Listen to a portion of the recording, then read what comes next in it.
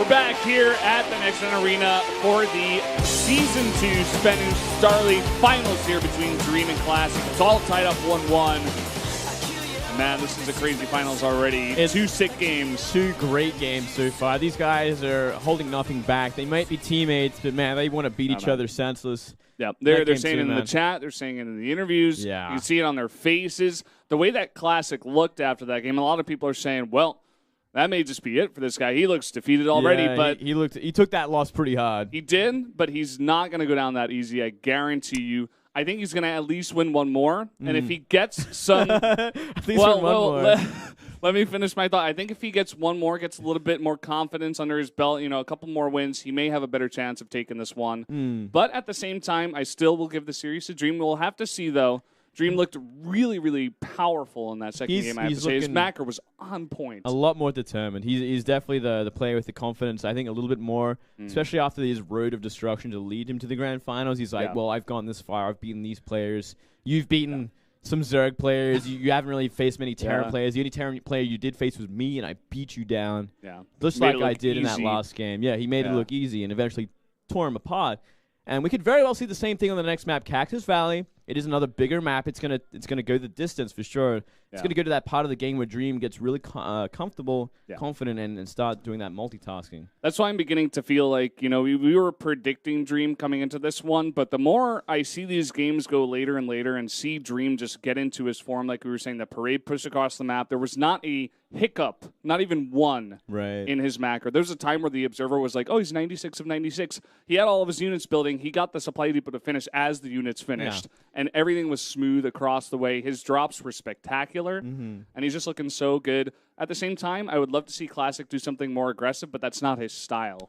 Well, it was his style in Game 1, so let's not take that completely off the table just yet, because I think he's going to really have to start bringing more of them out to deal with the style of Dreams. And the problem is, Cactus Valley, gigantic It is map. a big map, which is the problem. Going back to what you were saying about that macro style of Dream, it's what makes him such a perfect player in TVZ as well, and it's why he's the player that beats life more than anyone else, because he doesn't stop. He's relentless with his macro the entire time. No matter what's happening to his drops or his harassment, he's always getting it done back at home, so he's always got more units to keep coming. Yeah, exactly. Reminds me of Maru, but at the same time, even maybe more solid at times. Even in that second game, you can already begin to see. Once I saw the macro style that he was playing and how flawless it was, and then his smirk after the game, it almost says in his head where he's just like, "Oh, I got this." I feel finally comfortable. Game number 1, I was nervous. I kind of threw it a little bit. I lost a lot of units. He got me on the opposite side with the blink. It's like a build order sort of win in a way. Like he had that really planned out, and it kind of caught him off guard completely. Yeah. But, if Classic can't begin to pull a bit more of the power of the series back onto his side, I think it's not going to look too good for him, man, because Dream looks unstoppable at this point. Yeah. He's got to really start to mix it up. He's really got to start to make Dream a little bit more uncomfortable. Looks like we might have something else going on, Valdez, before we get to the next game. Yeah. They're giving hints about the password to open the case to get the shoes. They're putting that on Facebook. So go ahead and follow SPO.TV on there. Good luck with the Good luck with the Korean, though. I don't know. Try your best is all we can say. I want those purple shoes, man. Look at them. They're cool. Whoa. They got sparkles on the bottom, Would too. I look good in them, Valdez? You look good in anything, Moonblade. Come on. You're just sweet on me, Hair Valdez. up, hair down. I don't care.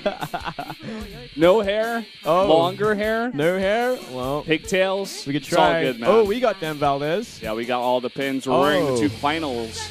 Or finalist pins, rather. I want one of those boxes there. Yeah, it looks like they're giving that to 15 people who came here today.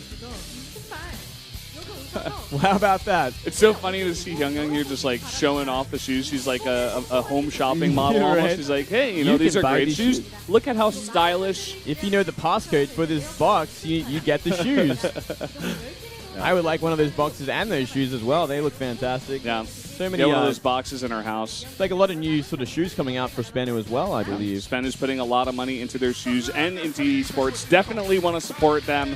They're doing so much for esports out here, especially in Korea. Yeah, we actually are wearing some of the new brand as well. They gave them to us today. So you guys would see them if you follow us on Twitter at MoongladeAU and at Brendan Valdez. Yeah, you can see some of those pictures and even try to get those shoes for yourself.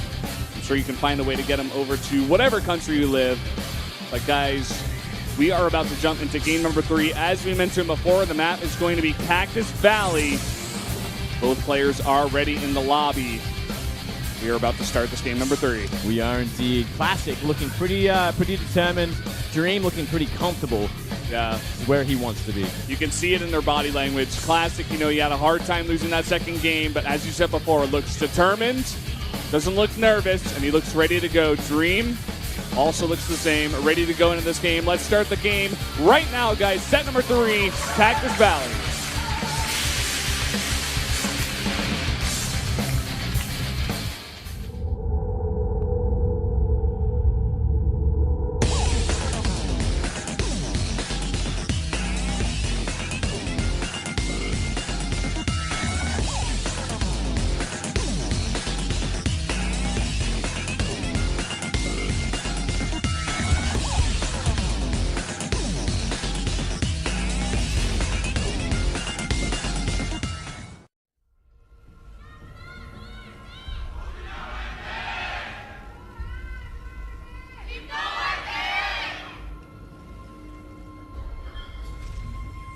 Set number 3 here on Cactus Valley. Down here in the bottom right in the red, our return player just tied it up in that last game. It is Dream wearing his pin.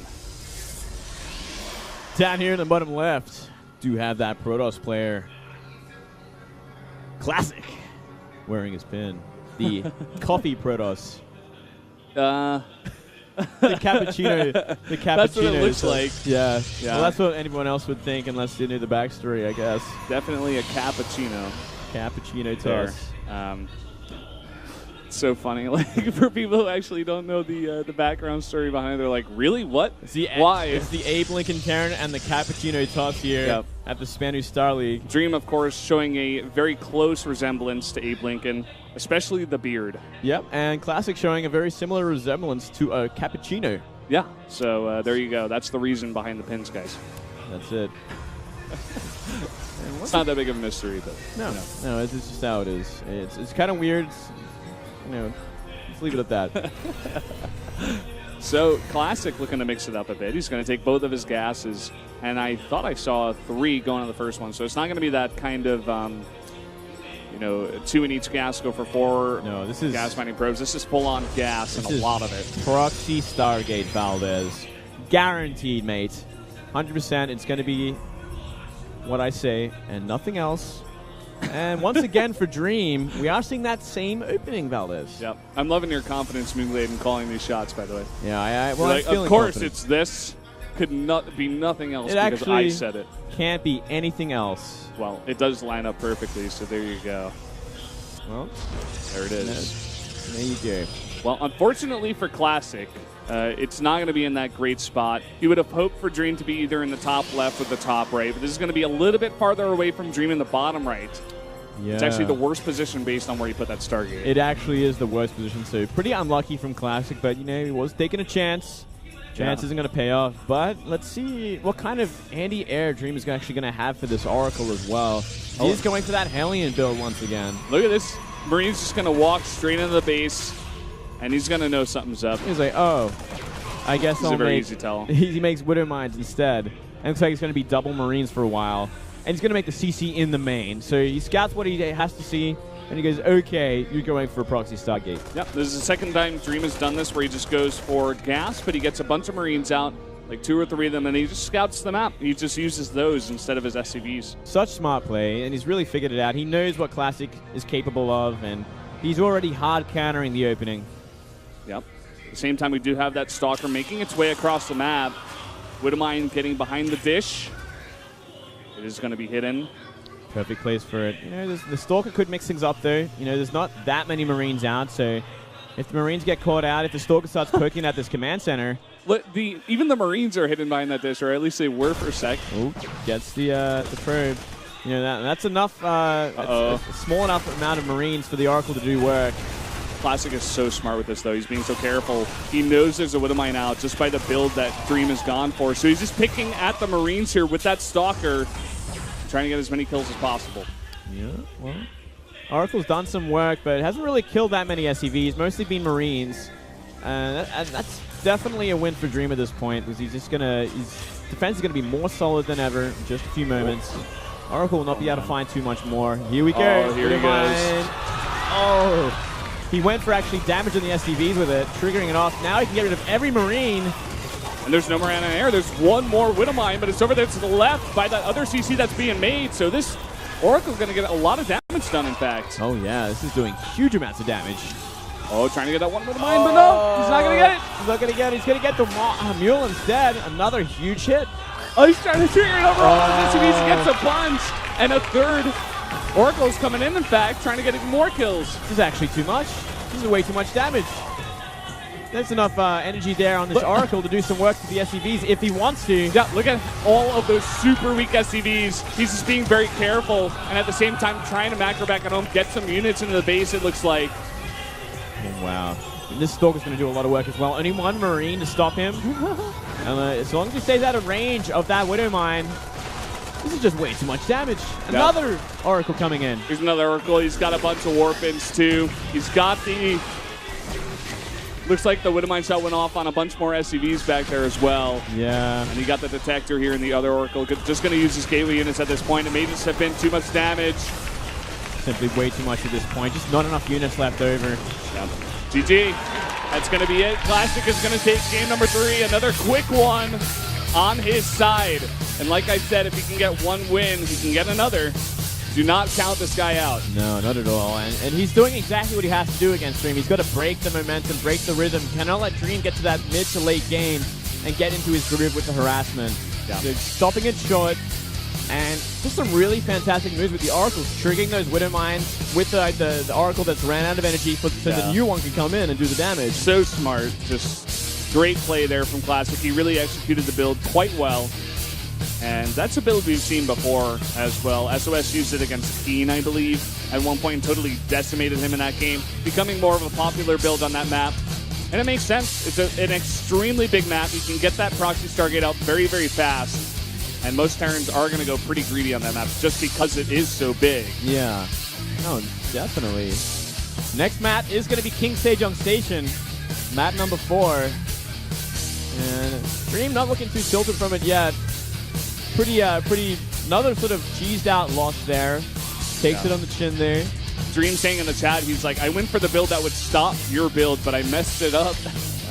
So, not very happy with his performance there. He's going to have to do a bit better here on King Sejong Station. Yeah, it looked like he had all the tools to defend against this Oracle harassment, but it just didn't end up that way. Yeah. And also very well executed by Classic at the same time. You know, that's basically the most stuff that the Terran is going to have outside of like missile turrets, but you can't have everything. You can't have both Marines and that many Marines, that many Widow Mines, and missile turrets out that fast with the CC. So